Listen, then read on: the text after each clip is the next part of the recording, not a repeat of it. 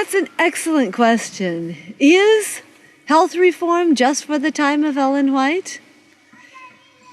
In the studies that I have done looking into the journals, the medical journals of today, some of the most prestigious medical journals of today, it seems the more and more that I study, the more that I am discovering that science is telling us today what Ellen White told us many years ago.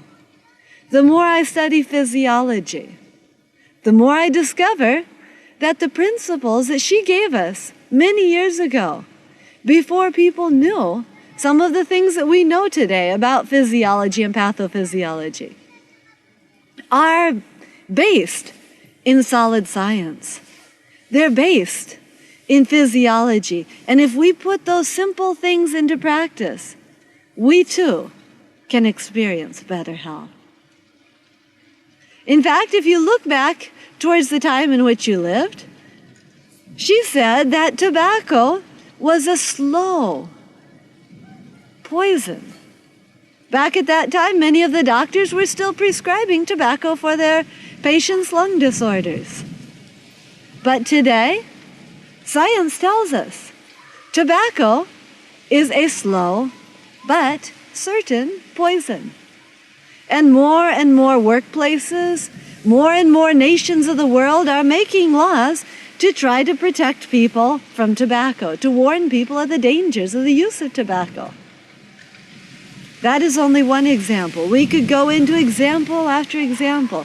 I believe that today, more than in her time, the principles that she has given us are very, very applicable and will transform our lives for the better.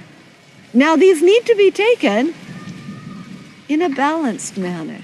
We need to look at all of the quotations, not just pulling one little quote out to beat people up with.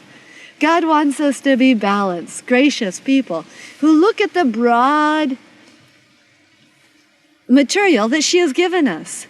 And in that broad perspective, in a balanced, gracious perspective, educate people, not force people, educate people to something better.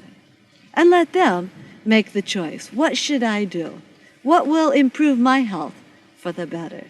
Not criticizing, not condemning, but pointing people to something that can help them experience the best in life.